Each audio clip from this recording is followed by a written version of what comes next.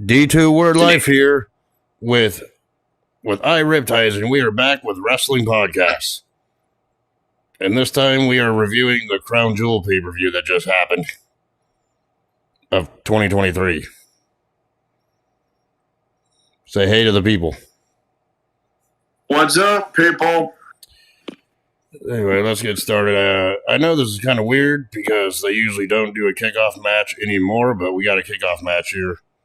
We had Sami Zayn taking on JD McDonut. And I don't care what his name is, I'll still call him JD McDonut, just to be funny. Yes. So what's your thoughts on this little preview of the show match that just was a crowd warmer for the most part? Well, I liked it because he beat the shit out of JD McDonut. Yep. Yeah, and that crowd ovation when Sami Zayn came out, though, you know he's popular down there as well. Well, he said on Monday night he didn't care if he'd have to fight the Judgment Day all by himself. Yeah. It was it wasn't nothing special. It was a great little back and forth match. Some you could have seen easily on Raw, but it was a crowd warmer, and Sami Zayn got the win. Yeah. Which, the way he won was shocking because he won with the least devastating move in sports entertainment, the Blue Thunder Bomb. I thought it was a kick out, but no. He got the 3. That shocked me. I'm like, yeah. What? I'm like, what? The weakest move in his arsenal that never wins actually won? Wow. That's history making right there. But then, that move only wins him a match like maybe 2 out of 10 times. Exactly. I mean, it's pretty bad that the most devastating move in wrestling, sports entertainment these days is the surprise roll. Well, the least devastating move is the Blue Thunder Bomb finisher. Yeah. And yes, I'm quoting Simon Miller from What Culture Wrestling with that one. Anyway, then we start off the pay-per-view proper with Seth Rollins defending that world championship against Drew McIntyre. Your thoughts on this one?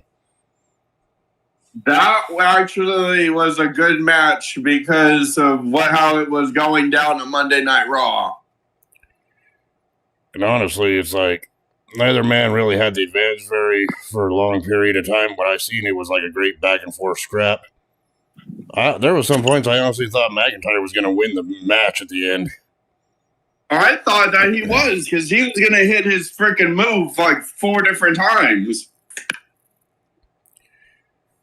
Yeah, but Rollins persisted, got the curve stomp in the end. I think it was like 2 curve stomps that put McIntyre down. Yes. And oh God, why are you talking when you're in the bathroom? I'm not. I was putting water in the kitty dish. It's like, oh, never mind. Forget about that, people. Anything can happen in a podcast. But I was giving my cats some fresh water. Okay, but what surprised me was the Money in the Bank cash-in tease at the end of that match. That was actually funny as how Damian Priest was going to freaking cash in finally, and then the freaking Sami Zayn wearing a hoodie. It fucking comes out of nowhere and just steals the briefcase. Freaking steals the case. I was thinking, at first I was like, are we going to see a cash in this time? Nope. Well, it was going to be until Sami got involved. Yep. And yeah, in that crowd, it was relentless, but we'll get there we'll discuss that when we get there. Yep. So yeah, in the end, Seth Rollins won. It was a great match. I don't, it's like it's too early to call what the match of the night would be, but that would be a candidate.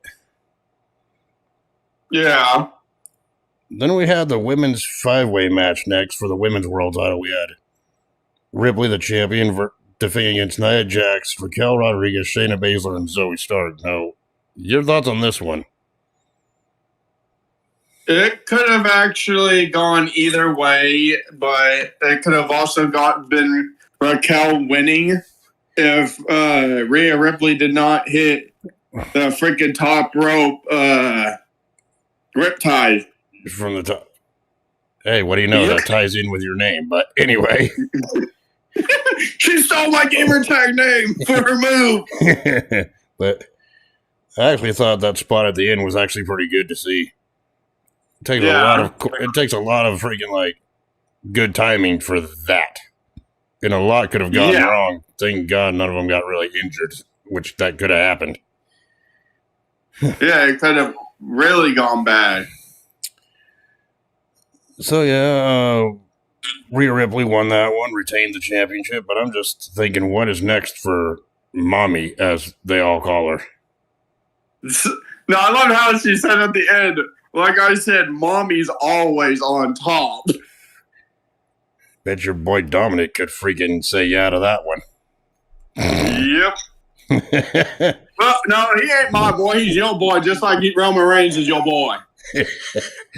Yeah, we'll get to that when we get to that. But yeah, I'm just thinking since Nia Jax came back attacking Rhea Ripley to begin with, I think the next big feud for her should be against Nia Jax anyway. Yeah. In a one-on-one situation, but we'll see what happens in the coming weeks. Right.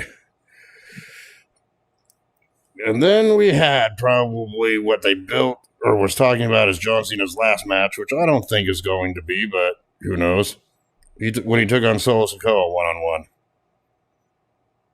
Yeah, he was trying to beat his losing streak of 5 years.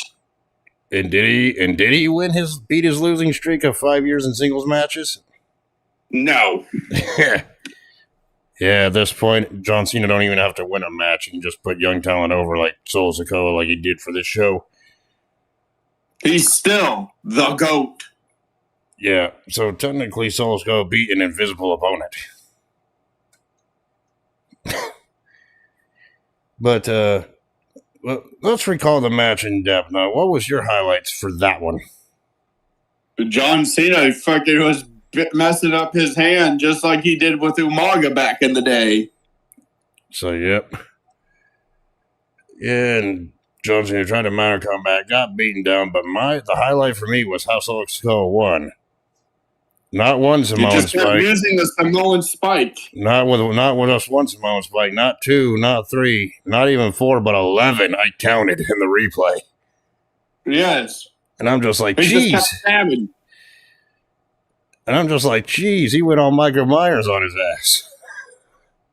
Yep. Yeah, but then after the match, John Cena got a standing ovation at the end for his performance. Yeah. Which I felt was a nice touch. He is the GOAT. He is the greatest of all time. He is a 16-time WWE champion. And I couldn't understand why the fans were clapping, applauding around a ring that was empty. Yes, I'm playing the freaking you can't see a meme. Yes. But overall, I think that was the right call with Cena putting a Social over as this dangerous monster heel, right? Yeah, I want to see what Sikoa can actually do. I think if he doesn't have any marching orders from fucking Roman Reigns. Yeah. Or God forbid, the big fat fucking walrus, Paul Heyman. Imagine a Solo Sikoa and rum shot not associated with any group whatsoever. That could happen. That could happen sooner than you think, and the fans actually want that to happen, but we'll see what happens. Well, you could see it when he looks at Roman, because Roman makes him look like a fucking little dog, like a poodle. Yeah. Yeah, and then we have to talk about, I think it was after this match, we had the Miz TV segment with that one Saudi Arabian actor, and then Grayson Waller came out. I think it was Kairi Sane. No, we'll get to that one. Yeah. The Miz TV segment, I think, came after the John Cena match. When he had that one Saudi Arabian actor come out, and then Grayson Waller came out and tried to take over, which just resulted in a brawl between the two. Yeah, that was fucking funny as hell, though, because He's all like, "Oh, I came out to be on the hottest freaking great Miz freaking invites the guy to the stage. Yeah. Into the ring. He was going to ask him if he had any any desire to be a wrestler, because his character he plays wants to be a WWE wrestler. Yeah. And then Grayson Waller has to shove his big freaking nose into it. Yeah. Yeah, but it ended the way you expected with Grayson Waller getting his ass kicked. That's pretty much how all those talk show segments go anyway. Win with the people's elbow. Yeah, and I bet the Miz was looking at that, getting flashbacks of what Snoop Dogg did to him back at WrestleMania, but... Yeah. But next we have perhaps, could be a candidate for match of the night, which was Rey Mysterio defending the U.S. title against Logan Paul. That dickhead. Of course. Him and his brother. And based on what I said, I'm not a Logan Paul fan, even though, yes, he's improved being a wrestler. I still don't like him at all. He's a dick. But then again, I wouldn't mind having as many subscribers as he has, but I'm not that internet famous. Yeah, but he's still a dick. Yeah. Now, that match could have gone either way, back and forth. It was a back and forth style match. For a second, I thought Ray was going to get the win. Right. Yeah, but I think Santos, when he showed up, chased the guy from his entourage away. He knew he left the freaking brass knucks right there. And are we starting to see a slow heel turn from Santos Escobar on Rey Mysterio? Probably, because he could never beat Rey Mysterio. He's a Rey Mysterio wannabe. It's like, yeah. Yeah, but then the Marine... He calls himself the Emperor of Lucha Libre. It's like, yeah, but in the end, Logan Paul was able to use those brass knucks and actually pin Rey Mysterio to win his first championship in WWE, the U.S. title. Yeah. Which I'm like, oh, great. That's great. SmackDown's getting SmackDown's getting the shit, isn't it? Because they got a part-time world champion, and now they have a part-time U.S. champion. Yep. And I'm just like, well, that truly shows how they care about their championships there. Yep. Where all the full-time champions are on Raw, apparently, now. Yep. But either way, I thought, despite the obvious cheating that I knew was probably going to happen, that was an all right match. Yeah, it was an okay match. For what it was, yeah. And then you kind of spoiled this a little bit ago, but the next match after that was Io Sky defending the WWE Women's Championship against Bianca Belair in Bianca Belair's first match of pay-per-view since SummerSlam. Yep, and Bayley had to put her big-ass nose into it again, too. So, yeah, but like we said, it could have gone either way. I thought the match was actually pretty good between the two. I think when it comes to the women's matches, that one could have been the match of the night between the two women's matches we had. Yeah.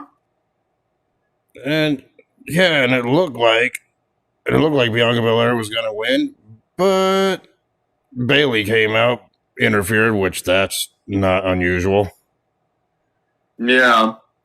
But then something happened. It's like someone returned that we haven't seen since the pandemic of 2020. That Bayley beat the shit out of. Yes, Kairi Sane, Asuka's former tag partner, returned and actually helped Io Sky retain by attacking Bianca Belair on the outside of the ring. Yep, the Pirate Princess is back. And did you see the look on Bayley's face when she realized, oh shit, last time I crossed paths with Zayn, I beat the crap out of her and took her out of this company. Yep. I'm pretty sure there'll be some kind of story developing there. Is Damage Control just going to be led by Kairi Sane now while they beat the shit out of Bayley? Or will Kairi Sane be an interpreter for Io? instead of Bailey. I know. Whew.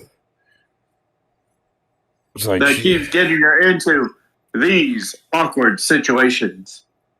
It's like, out of all the possible returns, I never expected Kairi Sane. Last we heard from her, she was just going to go back to Japan and wrestle there for a career. I didn't expect her to come back at all. Did you?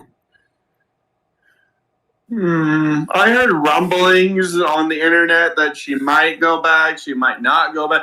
She'd probably go to AEW, face Ishida. But no, she decided to stay with WWE. And yeah, I hear those. I mean, sometimes, yes, I hear internet rumors, but that's what they are. They're just rumors, and I think to myself, I'll believe it when I see it. Well, yeah, I that's guess why I right. started to hear rumblings on the internet, rumors that she was going to do this, she was going to do that she was planning to go, blah, blah, blah, blah. But she decided to stay. I mean, hell, it would be funny.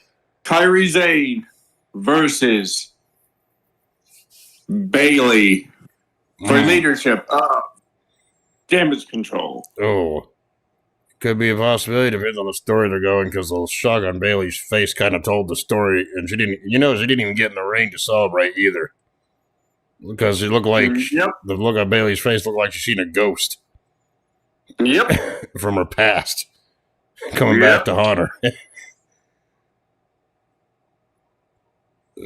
So yeah, that was a pleasant surprise. Now I'm kind of interested to see where that story goes in the coming weeks. So yep, and you know how I said I love it how the crowd took the piss out of everything in this show? Well, the next match is an example of that. The semi-main spot, we had Cody Rhodes versus Damian Priest in a singles match. I loved it because as soon as Damian Priest came out and started wrestling, the crowd just started chanting, "Where's your briefcase?" And I thought to myself, this crowd's taking a piss out of what happened earlier in the show. I found out funny is when his music hit and he came out, they're like, "Where's your briefcase?" Chance. Yeah. Where's your briefcase? And it's like, yeah, that just kind of made me laugh. Because I'm like thinking to myself, this crowd's taking the piss out of what happened at the start of the show. Yep. But it all ties into shit. Then the Judgment Day came out, tried to interfere in this match. They got thwarted by Jey Uso. Yeah, Jey Uso, freaking Damian couldn't beat Cody Rhodes straight up. So he freaking called for Finn Balor came out. And then he called for the Dirty Dom.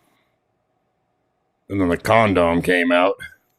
The butt boy of the Judgment Day.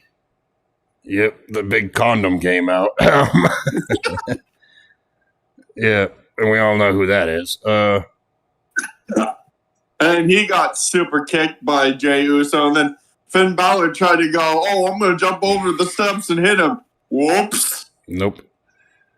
Of course, it was kind of awesome to see Damian Priest hit his version of Crossroads onto Cody Rhodes on the announce table. Yeah, the Reckoning. Yeah. Which he hasn't used that move since. Cody Rhodes' return. Yeah. NXT. Yeah. But in the end, everything that Damian Priest had up his arsenal freaking backfired on his ass. Because in the end, Cody Rhodes, Crossroads won the match. Yep. He hit it 3 times. Yep. He said, fuck once, fuck the twice, do hit it the 3. third. Yep. And Cody Rhodes got the victory. So that's just another freaking loss that the Judgment Day took on one night. Yep. And where's that? And where's the Judgment Day stock now? The tag team champions are freaking losing. And now, Senior Money in the Bank got his briefcase stolen. There's going to be a storyline there. Senior Money in the Bank got Senior jacked. Exactly. And then we come to probably my favorite match of the night, the main event, where it's our tribal chief, Roman Reigns, taking on LA Knight.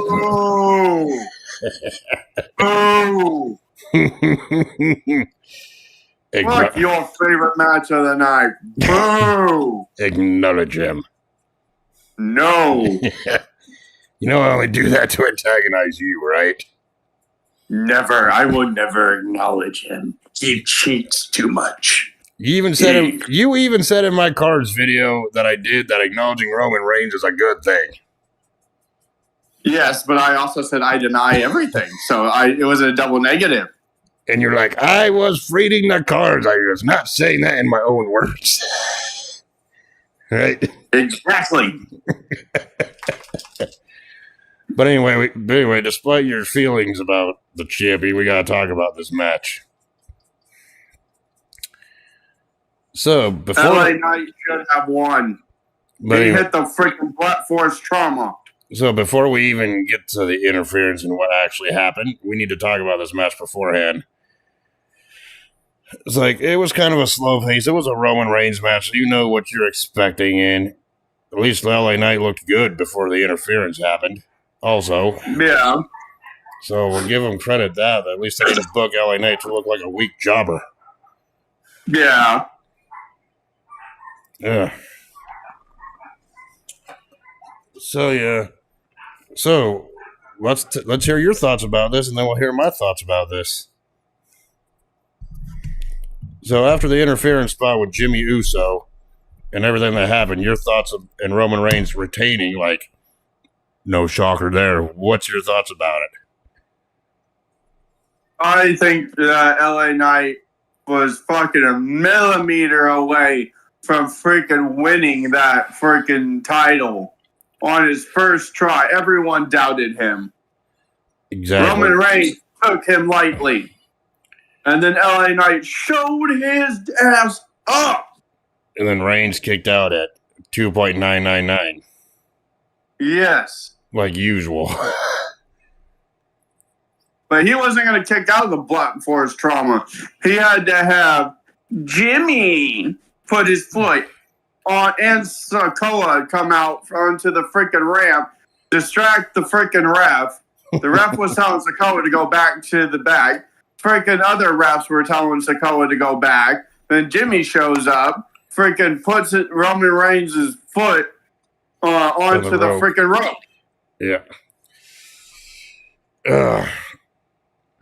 Yeah, but in the end, the only thing that matters is Reigns hit a spear and wins. Are you at all surprised? We even discussed this, that there'll probably be interference and Reigns going to retain, and we're not going to be shocked. He hit two spears because he speared him into the barricade. Timekeeper area. Yeah. The barricade. Which he could have moved, which would have been funny just seeing Roman Reigns smash through the barrier yet again. Of course, I did like the video package they played before the match started. Yes.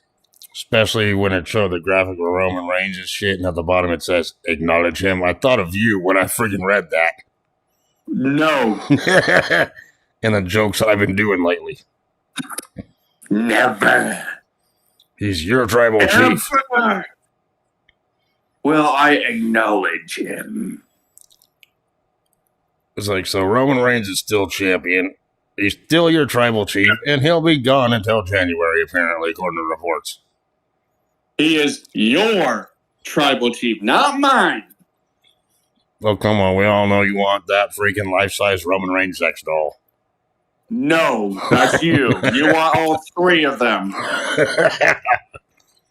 You know I'm saying that just to mess with you. Yes, I know. That's why I came back with the Shield sex dolls for you. Yeah, but in the end, Roman Reigns still freaking rules SmackDown with an iron fist, making today number 10,558,650 with that belt. Yeah, well, he's still chasing Bruno Sammartino's longest reign and Hulk Hogan with 14,000 79 days as WWE champion. Let's face it, Roman Reigns ain't never going to lose this championship. Like we joked about the other day, Roman Reigns could be dead in the grave. Someone just spin the grave just to be like, I'm going to be champion. He still kicks out at 2. as we know. All you see is a bony arm. Like, shit, he kicked out. But yeah, I thought LA Knight had a good showing, and he proved that he belonged in the main event scene anyway, regardless. Yeah. Another question will be, what's next for Roman Reigns when he returns? CM Punk, if he returns. Well, there's a big rumor that CM Punk's bound to return at Survivor Series, so I guess we'll find that out later on in the month when we do our review video for that. Yes. And which I hope he does return, because he actually defended his title every time. Yep. Yeah, and then the big question will be, after this performance, what's next for LA Knight going down the road? Probably going to challenge for the title again. Or maybe perhaps challenge another new part-time champion and take their belt. Probably. Go after Dominic Mysterio. I was thinking going after Logan Paul's U.S. title. Well, you can go after both. Just be both the U.S. and the North American champion. But yeah, either way, so your final thoughts, your final grade, what would you give Crown Jewel 2023 letter grade rise between A and F?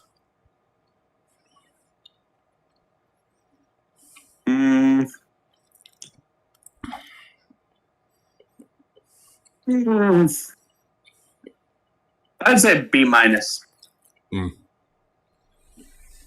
Well, for me, when it comes to the grades, I don't do minus or pluses. I just give the grade itself, letter grade itself. But after what I just seen, I would give it about a B. Like, there's a couple of matches on here that felt like they could have been seen on Raw or SmackDown, but beggars can't be choosers in this day and age. You know what I mean? Just gotta take or what they you get could have with. been a little bit longer. Exactly. Like, I think, what was the shortest match on here besides the pre-show match? The shortest match on here was two of them clocked in 11 minutes and 5 seconds. And that was the 5-way in the Rhodes Priest match. Yeah.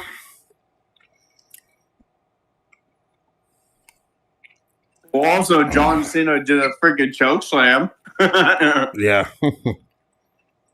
I say they should have shaved like maybe 5 to 10 minutes off the Logan Paul Mysterio match and just gave that to the main event, making it a 30-minute match. That would have been better, but I understand why they didn't. You know what I'm saying? Yeah.